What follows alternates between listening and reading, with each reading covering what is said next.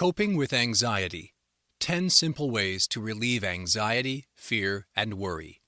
Revised 2nd edition. By Edmund Bourne, Ph.D., and Lorna Gorano. Narrated by Richard Waterhouse. Preface to the 2nd edition. Anxiety is increasingly prevalent in modern society. Approximately 18% of the population of the United States, or nearly 50 million people, have suffered from an anxiety disorder in the past year. Collectively, anxiety disorders are the most common behavioral disorder experienced by Americans. Why is anxiety so common in our time? Is there something about contemporary society that especially promotes anxiety? Throughout history, people have been exposed to challenging events in the form of wars, famines, plagues, and disease. Yet anxiety seems to be particularly characteristic of our modern era. What's wrong? In trying to account for the current prevalence of anxiety, at least 3 factors might be cited: the pace of modern life, a general lack of consensus about standards and values to live by, and the level of social alienation fostered by post-industrial society. The pace of modern life has increased dramatically in recent decades.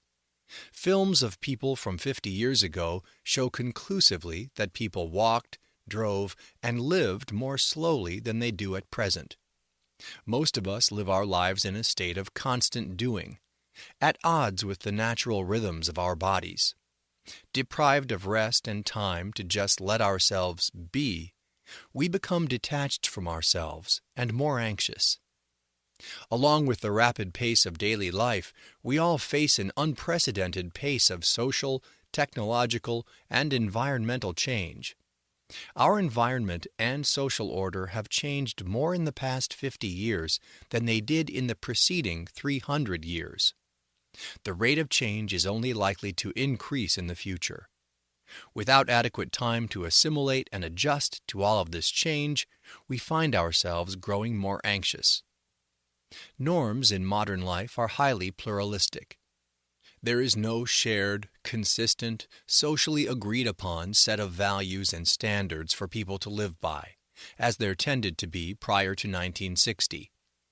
In the vacuum left, most of us attempt to fend for ourselves, and the resultant uncertainty about how to conduct our lives leaves ample room for anxiety. Faced with a barrage of inconsistent worldviews and standards presented by the media, we are left with the responsibility of having to create our own meaning and moral order. When we are unable to find that meaning, many of us are prone to fill the gap that's left with various forms of escapism and addiction. We tend to live out of tune with ourselves and thus find ourselves anxious. Security and stability arise through connection, feeling connected to someone or something outside of yourself. Anxiety arises in the moment when you lose your sense of connection to yourself, others, your community, nature, or perhaps your God or higher power. When you feel disconnected or alienated, you're more prone to perceive something, almost anything, as a potential threat to your security and well-being. If you look for the roots of anxiety in modern life, much of it appears to arise from a perception of threat in the absence of feeling connected. 12 years have passed since the first edition of Coping with Anxiety appeared. Much of the content of the original edition is still relevant today and has been retained. The purpose of this new edition is to bring the book up to date and make it compatible with new research. The new edition includes the following changes. Chapter 2, Relax Your Mind, has been revised to update the process of recording of visualizations or music using a smartphone rather than audio tape recordings. Chapter 4, Face Your Fears, has been largely rewritten to reflect changes in the new chapter on exposure in the Anxiety and Phobia Workbook, 6th edition. The exposure process is divided into 2 phases: a preliminary coping phase, where coping strategies are used to facilitate facing what you fear, and a second mastery phase, where you relinquish coping strategies and learn to completely master your phobic situation without assistive strategies. A new section on attitudes that facilitate successful exposure has been added. Finally, a section on imagery exposure has been rewritten to make it compatible with a comparable section in the newest edition of the Anxiety and Phobia Workbook.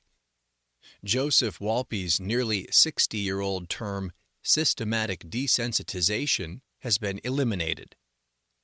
Chapter 6, Eat Right to Stay Calm, includes a couple of minor changes to dosage ranges for supplements and revises the section on the herb kava. 12 years ago, there was a problem with kava products distributed in Europe. But since that time, kava manufacture has been quality controlled in all countries where it is available and is safe to use for relaxation.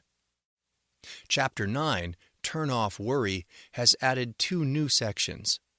The first describes diffusion, a technique taken from ACT, acceptance and commitment therapy, including several techniques that share a common approach of mindfulness.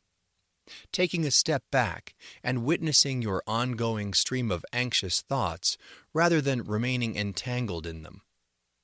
The second new technique described is worry exposure, an imagery technique where you keep rehearsing worrisome images in your mind until you become bored or tired of them.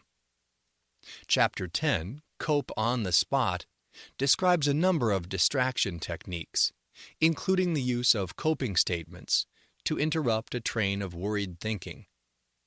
Since distraction techniques are not useful during exposure to phobias, they divert attention away from fully facing a fear. The chapter begins with a proviso that the distraction techniques presented are useful for worry, but not for exposure, described in Chapter 4.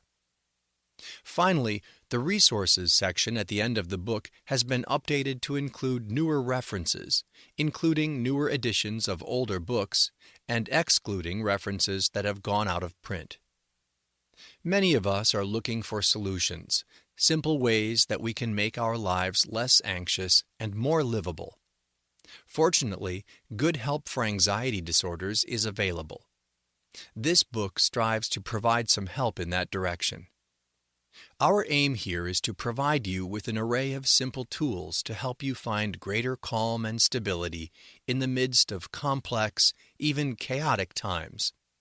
By finding ways to relieve anxiety and create peace in your own life, you not only benefit yourself, but become a helpful role model to those around you. Introduction. This is a book about how to cope with anxiety. Anxiety is an experience familiar to nearly everyone, and it seems increasingly prevalent amid the many stresses and complexities of modern life. About 25% of the adult population in the United States has a serious problem with anxiety at some time in their life. Practical strategies are offered here to help you better handle your anxiety in all its forms. Before proceeding with these strategies, though, you may want to know a little more about the nature of anxiety itself. Anxiety comes in many shapes and sizes.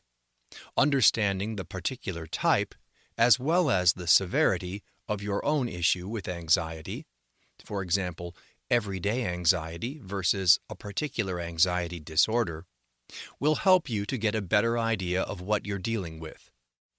Beyond this, it is also useful to know something about the diverse causes of anxiety. Understanding where your particular issues with anxiety might have come from, and especially what causes are likely to keep it going, will give you some reference points to determine which of the many strategies offered in this book might be most helpful. Varieties of anxiety. You can better understand the nature of anxiety by looking at both what it is and what it is not. For example, anxiety can be distinguished from fear in several ways. When you are afraid, your fear is usually directed toward some concrete